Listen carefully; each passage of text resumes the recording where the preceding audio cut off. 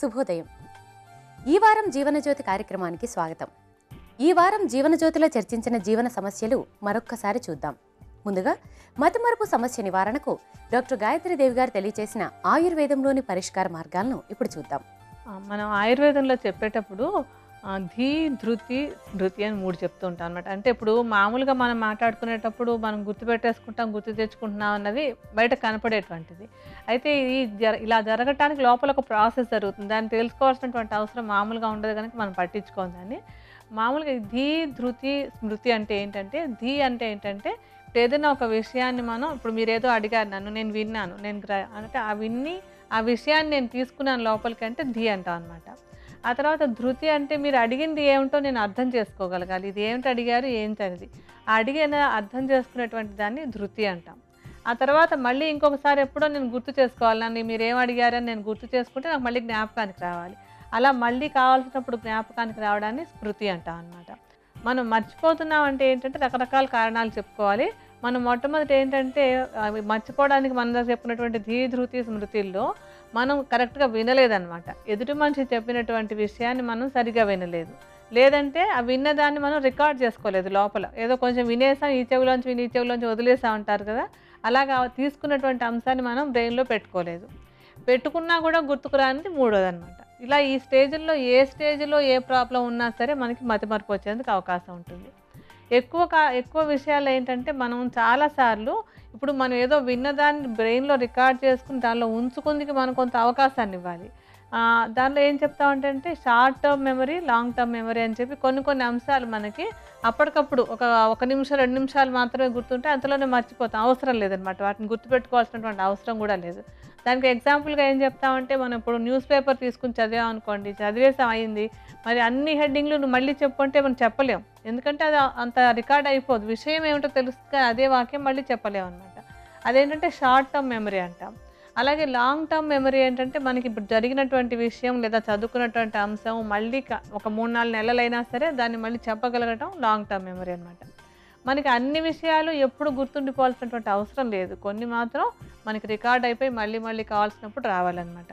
అయితే ఈ మతిమరుపు అనేది మనం ఇప్పుడు అనుకున్నటువంటి అంశాల్లో ఒకటి కాన్సన్ట్రేషన్ లేకపోవడం, ఇంకోటి అర్థం కాకపోవడం, ఇంకొకటి మళ్ళీ కావాల్సినప్పుడు గుర్తుకు రాకపోవడం అండి. ఈ కాన్సన్ట్రేషన్ సరిగా లేకపోవటం లేకపోతే అర్థం కాకపోవటం వల్ల ఈ మతిమరుపు అనేది మనకి ఎక్కువగా పిల్లల్లో చూస్తాం అనమాట. ఈ పిల్లలు చదువుకునేటప్పుడు బాగా చదివేశారు, అప్పటికప్పుడు అప్పచెప్పేస్తారు, ఆ తర్వాత మళ్ళీ పరీక్షకి వెళ్ళేసరికి ఏమీ గుర్తుకు రాదన్నమాట. అలా కాకుండా ఏంటంటే అన్నీ తెలిసిన విషయమైనా సరే కొంచెం గుర్తుకు రాకపోవటం అనేది ఒక 40 సంవత్సరాలు దాటిన తర్వాత మనకి హార్మోన్లలో వచ్చేటువంటి మార్పుల వల్ల మర్చిపోవడం అనేది జరుగుతూ ఉంటుంది. మనం తయారు చేసుకునే ఔషధంలో మనం మొట్టమొదట ఏం తీసుకుందాం అంటే అది అశ్వగంధ చూర్ణం 50 గ్రాములు, శతావరి చూర్ణం 50 గ్రాములు, వచ చూర్ణం 50 గ్రాములు, బ్రాహ్మి చూర్ణం 50 గ్రాములు, శంఖపుష్పి చూర్ణం 50 గ్రాముల చొప్పున తీసుకుని వీటన్నిటినీ బాగా కలిపి భద్రపరచుకోవాలి. ఉపయోగించుకోవటానికి 3 గ్రాముల చూర్ణాన్ని తగినంత తేనెతో కలిపి ఉదయం సాయంత్రం తీసుకోవాలి. ఈ సమస్య నివారణకు యోగాలో ఉన్న పరిష్కార మార్గాలను ఇప్పుడు చూద్దాం. వీరభద్రాసనం, ద్విపాద విస్తృత పశ్చిమోత్తానాసనం సాధన చేయటం ద్వారా మతిమరుపు సమస్యను నివారించుకోవచ్చు. వీరభద్రాసనం. ఈ ఆసనం సాధన చేయడానికి ముందుగా నిలబడి ఎడమ కాలును 2 అడుగులు ముందుకు పోనిచ్చి ఉంచి 2 చేతుల్ని పైకెత్తుతూ పైన నమస్కార ముద్రలో ఉంచి శరీరాన్ని వీలైనంతగా వెనక్కి వంచి ఉంచాలి. తల పైకి చూడాలి. శ్వాస సాధారణంగానే తీసుకోవాలి. ఇలా ఈ ఆసనం రోజు 2 పక్కల 4 నుండి 6 సార్లు సాధన చేయవచ్చు. రెండవ ప్రక్రియ ద్విపాద విస్తృత పశ్చిమోత్తానాసనం. ఈ ప్రక్రియ సాధన చేయడానికి ముందుగా వెల్లకిలా పడుకోవాలి. తరువాత కాళ్లను కొద్దిగా వెడల్పు చేసి పైకెత్తుతూ 2 చేతులతో 2 కాళ్లను పట్టుకొని కిందకి నొక్కుతూ తలను 2 కాళ్ల మధ్య పైకి ఎత్తి ఉంచాలి. ఇప్పుడు కూడా శ్వాస సాధారణంగానే తీసుకోవాలి. ఇలా ఈ ఆసనం రోజు 4 నుండి 6 సార్లు సాధన చేయవచ్చు. మతిమరుపు సమస్య నివారణకు ఉపకరించే ఆయుర్వేద యోగా శాస్త్రాల్లోని చక్కటి పరిష్కార మార్గాలను తెలుసుకున్నాం కదా. మరిప్పుడు పిల్లల్లో వయసుకి మాటలు రాకపోయే సమస్య నివారణకు ఆయుర్వేదంలో ఉన్న పరిష్కార మార్గాలను ఇప్పుడు చూద్దాం. మామూలుగా ఏంటంటే పిల్లల ఎదుగుదల ఎలా ఉందనేది మనం ప్రతి నెల ఏ నెలలో ఎంతెంత మార్పులు రావాలో గమనించుకుంటూ ఉంటే బాగుందా లేదా అని తెలుస్తూ ఉంటుంది. మామూలుగా పిల్లలు ఏంటంటే ఒక 3-4 నెలలు వచ్చేసరికి కొంచెం కేరింతలు కొడుతూ ఉంటారు. అంటే బాగా ఏదో ఒక శబ్దాలు, అది ఏ శబ్దం అనేది వాళ్ళకి తెలియదు, మనకి తెలియదు, ఏదో శబ్దాలు చేస్తూ ఉంటారు. అలా చేస్తూ ఉండాలి. అలా చేస్తూ ఉంటే కొంచెం లోపల ఓకే బాగుంది, టైంకి రావాల్సింది వస్తుంది అనిపిస్తుంది అనమాట. అలా నెమ్మదిగా ఏంటంటే 8వ నెల 9వ నెల దాటేసరికి ఆ శబ్దాలు ఒక అక్షరాన్ని రెండు సార్లు పలికే ఉంటాయి. తాత, పాప, మామ ఇలాంటివి. అంటే ఒకే అక్షరాన్ని రెండు సార్లు పలికేటువంటి ఆ పదాలు వాళ్ళకి తెలియదు. అప్పుడు కూడా ఏం పదం అనేది తెలియదు. ఊరికే మనం ఏదో ఆనందపడుతుంటాం, మన పిలుస్తోందని చెప్పి మనం అనుకుంటూ ఉంటాం. అలా వాళ్ళకి తెలియకుండానే అలా 2 సార్లు ఒకే అక్షరాన్ని పలికేటువంటివి కొన్ని పదాలు చెప్పడం మొదలు పెట్టాలి. ఆ తర్వాత కొంచెం 12 నెలల నుంచి 15 నెలల వరకు, అంటే ఏడాది నిండిన తర్వాత కొంచెం అంటే వేరే అక్షరాలు ద, ప, బ ఇలాంటి అక్షరాలు కూడా కలిపినటువంటి పదాలు కొంచెం పలకగలుగుతూ ఉంటారు అనమాట. అంటే ఇప్పుడు మనం ఆ టైం వచ్చేసరికి మనం అడిగామనుకోండి, అమ్మ ఏదమ్మా అంటే వాళ్ళు చెప్పగలగాలి, చూపిస్తూ ఉంటారు. లేదా అక్కడ బాల్ ఏది అంటే ఒక బాల్ని చూపించగలగాలి, నాన్న ఏరి అంటే చూపించగలగాలి. ఇలా మనం ఏదైనా అడిగితే వాళ్ళకి అర్థం అయ్యి వాళ్ళు చూపిస్తూ ఉంటారు అనమాట. అంటే పలకలేకపోయినా కూడా చూపిస్తూ ఉంటారు. అంటే ఇలాంటి ప్రశ్నలు మనం వేసినప్పుడు వాళ్ళు జవాబులు చెప్తున్నారు అంటే వాళ్ళ చెవి బాగా పనిచేస్తోందని. ఎందుకంటే మాటలు టైంకి రావాలి అంటే చెవి బాగా పనిచేయాలి. చెవితోటి విని తర్వాత పదం నేర్చుకుంటారు. పలకడం నేర్చుకోవడానికి చెవితో వినడం అనేది చాలా ముఖ్యమైనది అనమాట. అందుకనే పిల్లలు ఇప్పుడు చూడండి, తెలుగు వాళ్ళ పిల్లలైనా సరే హిందీ మాట్లాడే చోట్ల ఉన్నారనుకుంటే ఆటోమేటిక్గా హిందీ నేర్చేసుకుంటారు. అంటే ఆ భాష ఏమీ మనకి పుట్టినతోటి రాదు, విని నేర్చుకుంటారు కనుక ఎక్కడుంటే అక్కడ ఉన్నటువంటి భాషని విని నేర్చుకోగలుగుతూ ఉంటారు. అలాగా అంటే ఇప్పుడు మనం ఇలాంటి ప్రశ్నలు అడుగుతూ ఉంటే వాళ్ళు సక్రమంగా జవాబులు చెప్తున్నందుకు ప్రయత్నం చేస్తున్నారు అంటే వాళ్ళు అర్థమవుతోంది, మనం చెప్పింది వినిపిస్తోందని మనం గమనించుకోవాలి. అలా కొంచెం 2 సంవత్సరాలు వచ్చేసరికి ఈ పిల్లలు 2 పదాలు ఉన్నటువంటి పాటలు సెంటెన్స్ లాగా, వాక్యాల్లాగా వాళ్ళు చెప్పగలుగుతూ ఉంటారు. లేకపోతే బొమ్మ ఎక్కడుందో, లేకపోతే నాన్న వచ్చారు, అమ్మ ఉంది, అలాగా 2 పదాలను కలిపి చెప్తూ ఉండాలి.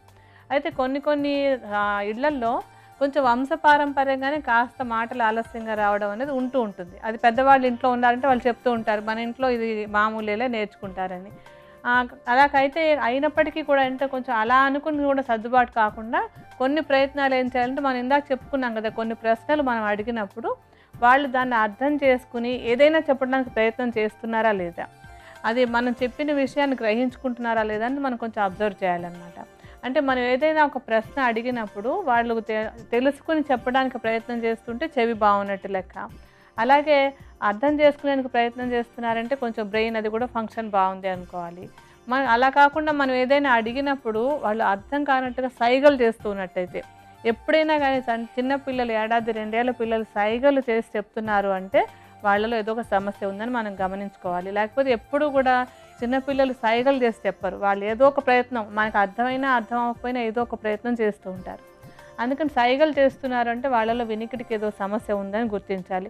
వినికిడి సరిగా లేకపోతే తప్పనిసరిగా మాటలు ఆలస్యం అయిపోతాయి, లేకపోతే అసలు రాకని కూడా పోవచ్చు ఒక్కొక్కసారి. అందుకని ఆ విషయాన్ని తప్పనిసరిగా దృష్టి పెట్టుకోవాలి.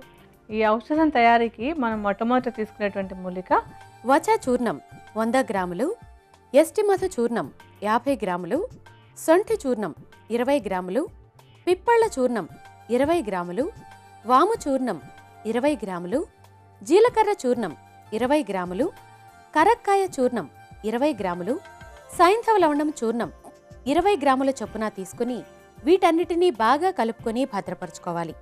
ఉపయోగించుకోవటానికి ప్రతిరోజు 3 పూటలు 2 నుంచి 3 చిటికెల చూర్ణాన్ని తేనెతో కలిపి పిల్లలకు ఇవ్వాలి. ఈ సమస్య నివారణకు యోగాలో ఉన్న పరిష్కార మార్గాలను ఇప్పుడు చూద్దాం. విశుద్ధ చక్రపీడనం, పరిచరిత పాద ఉత్తానాసనం పిల్లలచే సాధన చేయించటం ద్వారా పిల్లలకు వయసుకు తగిన మాటలు వచ్చే అవకాశం ఉంది. విశుద్ధ చక్రపీడనం ఈ ప్రక్రియ సాధన చేయడానికి ముందుగా నిలబడి ముందుకు వంగుతూ 2 చేతుల్ని నడుముపై ఇరుపక్కలా ఉంచి శ్వాస పీల్చుకొని తల పైకెత్తాలి. శ్వాస వదులుతూ తల కిందకి దించాలి. ఇలా ఈ ప్రక్రియ రోజు 4 నుండి 6 నిమిషాల పాటు సాధన చేయించవచ్చు. రెండవ ప్రక్రియ పరిచరిత పాద ఉత్తానాసనం. ఈ ఆసనం సాధన చేయడానికి ముందుగా మోకాళ్ళు చేతులపై ముందుకు వంగుతూ తలను కిందకి దించుతూ మాడును నేలకు ఆంచాలి. ఇప్పుడు నడుమును నిటారుగా పైకెత్తి 2 కాళ్లను వీలైనంతగా వెడల్పు చేయాలి. 2 అరచేతుల్ని కాళ్ల మధ్య నేలపై ఆంచి ఉంచాలి. శ్వాస సాధారణంగానే తీసుకోవాలి. ఇలా ఈ ఆసనం రోజు 6 నుండి 8 సార్లు సాధన చేయవచ్చు. పిల్లల్లో వయసుకి మాటలు రాకపోయే సమస్య నివారణకు ఉపకరించే ఆయుర్వేద యోగా శాస్త్రాల్లోని చక్కటి పరిష్కార మార్గాలు తెలుసుకున్నాం కదా. అల్సర్ సమస్య నివారణకు ఆయుర్వేదంలో ఉన్న పరిష్కార మార్గాలను ఇప్పుడు చూద్దాం. మనకేంటంటే కడుపులో అంటే కడుపు అంటే మామూలుగా మొత్తాన్ని చెప్పుకుంటాం, కానీ ఆ పొట్టలో ఏంటంటే మనం తీసుకున్నటువంటి ఆహారం నోట్లోంచి ఒక నాళం, ఆహార నాళం అంటాం, ఇక్కడ నుంచి ఇక్కడ దాకా ఉంటుంది. ఈ నాళంలోకి వెళ్ళి ఆ నాళం పక్క నుంచి ఒక సంచి లాంటిది మనకు అంటే తీసుకున్న ఆహారం తీసుకునేటువంటి పొట్ట పైకి మనం పొట్ట అనేది వేరు, కడుపులో చెప్పేటప్పుడు వేరు ఉంటుంది. అది ఆ లోపల దాన్ని జీర్ణాశయం అంటాం అనమాట. అంటే ఒక గొట్టం లాంటిది ఉండి దాని పక్కనే ఒక సంచి లాంటిది ఉంటుంది. ఆ జీర్ణాశయంలోకి వెళ్తుంది. మనం తీసుకున్నటువంటి ఆహారం ఆ జీర్ణాశయంలోకి దిగుతుంది అనమాట. దానికి ఏంటంటే ఈ ఆశయానికి, జీర్ణాశయానికి మొత్తానికి కూడా లోపల ఒక లైనింగ్ లాగా ఉంటుంది. అంటే ఇప్పుడు మనకి చర్మం పైన ప్రొటెక్షన్గా ఉంటుంది కదా, అలాగే లోపల పేగులకు కూడా ఒక మ్యూకస్ లేయర్ అంటాం. ఒక మ్యూకస్ లాంటి ఒక మృదువైనటువంటి ఒక పొర దాన్ని ప్రొటెక్ట్ చేస్తూ ఉంటుంది. ఆ లేయర్లో అప్పుడప్పుడు ఇప్పుడు మనకు పైకి చర్మం కొంచెం కట్ అయి పుండైనట్టుగానే ఆ లేయర్లో కూడా ఒక రకమైనటువంటి పుండు ఏర్పడుతూ ఉంటుంది. దాన్నే అల్సర్ అని చెప్తూ ఉంటారు. కడుపులో పుండన్నా అల్సర్ అన్నా కూడా చెప్పుకోవచ్చు అనమాట. దాన్ని ఈ అల్సర్ అనేది ఎందుకు ఏర్పడుతుంది అని చూసినట్టయితే కనుక ముఖ్యమైన కారణంగా అంటే ఇటీవల పరిశోధనలో చెప్పేది ఏంటంటే హెలికోబాక్టర్ అనే ఒక వైరల్ ఇన్ఫెక్షన్ లోపల ఉండిపోయిన వాళ్ళల్లో కొంతమందికి ఇన్ఫెక్షన్ వస్తుంది అనేది ఇటీవల పరిశోధనలో చెప్తున్నటువంటి అంశం అనమాట.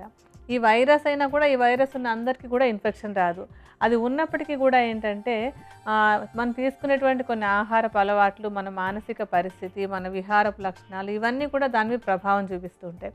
అంటే మనం తీసుకునేటువంటి ఆహారంలో కొంచెం వేళాపాళ లేకుండా, ఒక పద్ధతి లేకుండా ఎప్పుడో అప్పుడు తినటం, ఇప్పుడు కొన్నిసార్లు అసలు ఏమి తినకుండా ఉండటం, ఇలాగ అటు ఇటు అడ్డదిడ్డంగా చేసేటువంటి ఆహారపు అలవాట్లు మన జీర్ణాశయం మీద ప్రభావం చూపించి అక్కడ కొంచెం ఎక్కువగా యాసిడ్స్ అవి విడుదలైపోయి ఆ లోపల ఉన్నటువంటి పొరని పుండు పడేలాగా చేస్తూ ఉంటాయి అన్నమాట. అలాగే తీసుకునేటువంటి ఆహారంలో కొంచెం కారం, మసాలాలు విపరీతంగా ఎక్కువగా తింటుండడం, కొంచెం తినడం అనేది ఎప్పుడైనా ఆరోగ్యమే, ప్రాబ్లం లేదు. కానీ అతిగా తీసుకుంటున్నట్టయితే కనుక వాటిని జీర్ణం చేసుకోవడం కోసం కూడా లోపల ఉన్నటువంటి యాసిడ్స్ బాగా ఎక్కువగా విడుదలైపోయి వాటి వల్ల కూడా అల్సర్ వచ్చేందుకు అవకాశం ఉంటుంది. అలాగే మానసిక ఒత్తిడి, బాగా విపరీతంగా మానసిక ఒత్తిడి ఎక్కువగా ఉన్న వాళ్ళకు కూడా ఏంటంటే మీకు బాగా అలజడిగా ఉన్నప్పుడు తెలుస్తుంటుంది, కడుపులో ఒక రకమైన మంటలాగా అనిపిస్తూ ఉంటుంది. అంటే మానసిక ఒత్తిడి చాలా ఎక్కువగా ఉన్నప్పుడు కూడా మనకి కడుపులో ఎక్కువగా ఈ యాసిడ్లు ఎక్కువగా ఉత్పత్తి అయిపోయి అది అల్సర్కి లీడ్ అయ్యేందుకు, అంటే పుండుగా ఏర్పడేందుకు కారణం అవుతుంటాయి అన్నమాట. అంటే మెయిన్గా మనం తీసుకున్నటువంటి ఆహారాలు అవి సరిగా లేకపోవడం, ఒక టైం ప్రకారం తినకపోవడం, విపరీతంగా కారాలు అవి తినటం, ఆ తర్వాత మానసిక ఆందోళన రెండు కూడా అల్సర్ రావడానికి కారణంగా ఉంటూ ఉంటాయి. మళ్ళీ ఇంకొకటి ఏంటంటే విపరీతంగా కాఫీలు, టీలు ఒక గంటకు ఒకసారి కొంచెం టీ పడుతూ ఉండాలి, లేకపోతే కొంచెం కాఫీ పడుతూ ఉండాలి అని విపరీతంగా టీలు తాగేవాళ్ళు, కాఫీలు తాగేవాళ్ళకు కూడా అసిడిటీ అనేటువంటిది ఎక్కువైపోయి వాళ్ళకు కూడా కడుపులో అల్సర్ లాంటివి వచ్చేందుకు అవకాశం ఎక్కువగా ఉంటుంది. ఇప్పుడు మనం తయారు చేసుకునే ఔషధానికి మనం మొట్టమొదటి తీసుకునేటువంటి మూలిక శతావరి వేర్ల చూర్ణం 50 గ్రాములు, ఉసిరి చూర్ణం 50 గ్రాములు, ఎస్టి మధు చూర్ణం 50 గ్రాముల చొప్పున తీసుకుని వీటన్నిటినీ బాగా కలుపుకొని భద్రపరచుకోవాలి. ఉపయోగించుకోవడానికి చెంచాడు చూర్ణాన్ని మజ్జిగలో కలుపుకొని ప్రతిరోజు ఉదయం సాయంత్రం తీసుకోవాలి.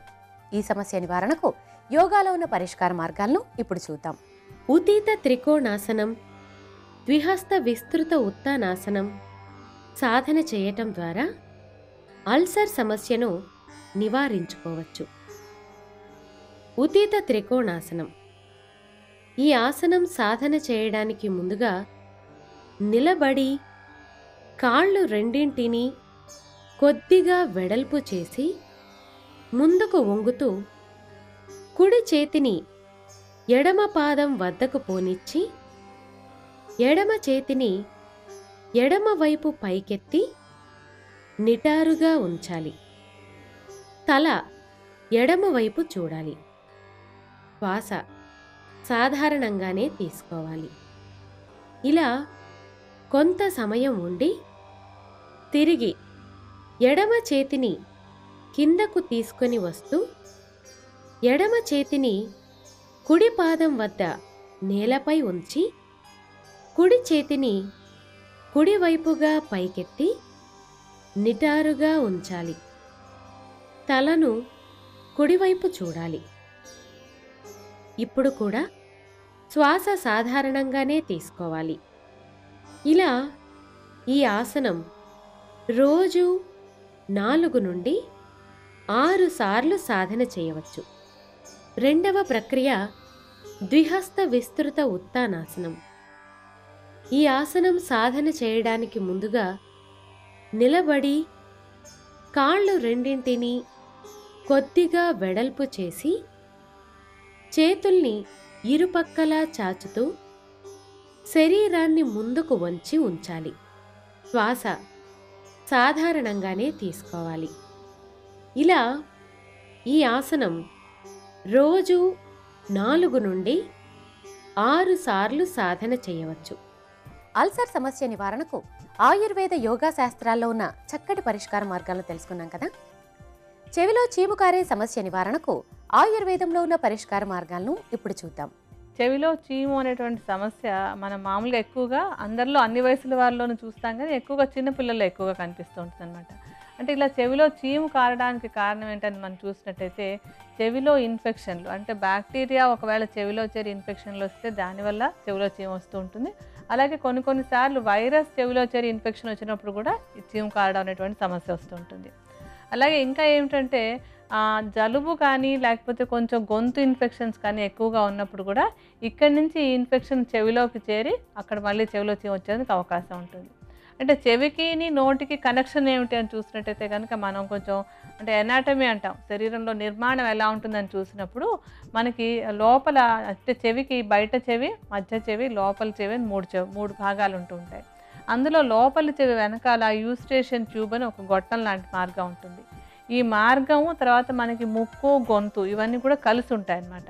అందువల్ల జలుబు అది ఎక్కువగా ఉన్నప్పుడు ముక్కు వెనకాల ఉన్నటువంటి ఆ దారి ఒకటి యూస్టేషన్ ట్యూబ్ కూడా కలిసి ఉండి ముక్కులోంచి ఆ ఇన్ఫెక్షన్ చెవికి చేరుతూ ఉంటుంది. అలాగే సివియర్గా ఉన్నటువంటి ఇన్ఫెక్షన్ చెవిలోకి చేరి చెవిలో ఇన్ఫెక్షన్ ఎక్కువైపోయి చీము వచ్చేందుకు అవకాశం ఉంటుందన్నమాట. ఇది ప్రధానంగా చెవిలో ఈ చీము రావడానికి కారణంగా చెప్పుకోవాల్సినటువంటివి. అయితే చిన్నపిల్లల్లోనే ఈ ఇన్ఫెక్షన్లు అవి ఎక్కువగా వస్తూ ఉంటాయి. ఎందుకనంటే ఈ చెవిలో మనం చెప్పుకున్నాం కదా యూస్టేషన్ ట్యూబ్ అని ఒకటి ఉంటుంది అని చెప్పని.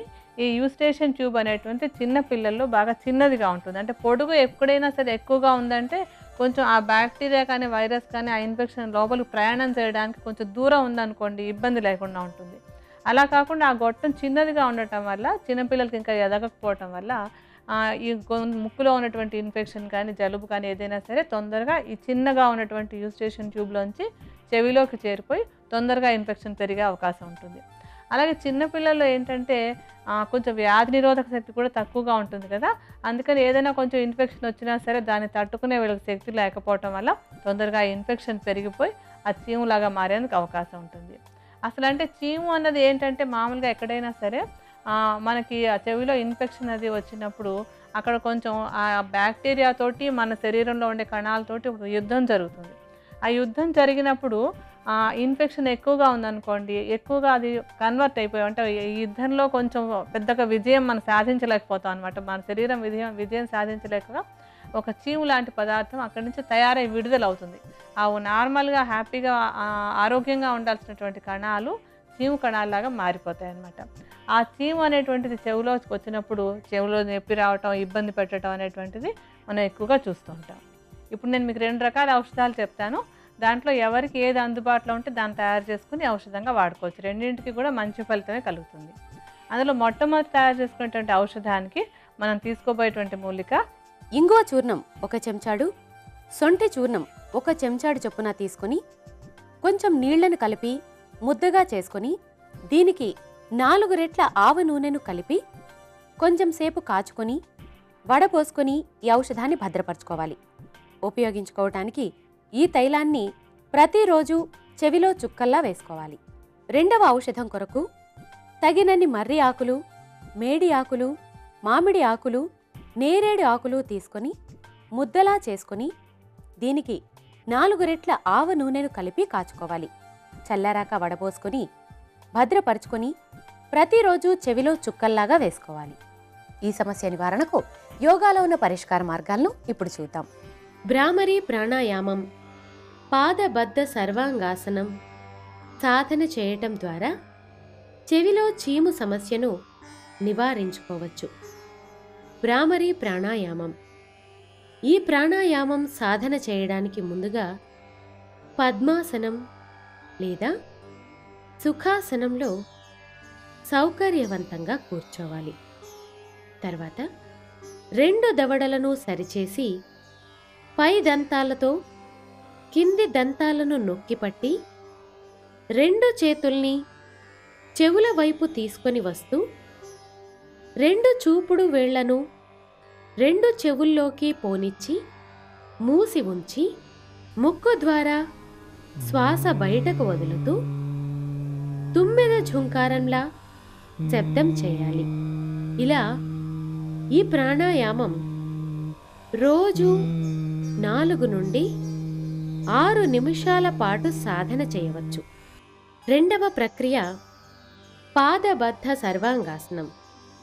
ఈ ఆసనం సాధన చేయడానికి ముందుగా వెల్లకిల్లా పడుకోవాలి. తర్వాత కాళ్ళు రెండింటినీ పైకెత్తుతూ 2 చేతుల సహాయంతో నడుమును కూడా పైకెత్తి నిటారుగా ఉంచాలి. ఇప్పుడు ఎడమ కాలు మడమను కుడికాలు మడమ వద్ద జోడించి ఉంచాలి. శ్వాస సాధారణంగానే తీసుకోవాలి. ఇలా ఈ ఆసనం రోజు 4 నుండి 6 నిమిషాల పాటు సాధన చేయవచ్చు. చెవిలో చీముకారే సమస్య నివారణకు ఆయుర్వేద యోగా శాస్త్రాల్లో ఉన్న చక్కటి పరిష్కార మార్గాలను తెలుసుకున్నాం కదా. ఇది ఇవాల్టి మా ఈ వారం జీవనజ్యోతి కార్యక్రమం. తిరిగి రేపటి జీవనజ్యోతి కార్యక్రమంలో మళ్ళీ కలుసుకుందాం. అంతవరకు సెలవు. నమస్కారం.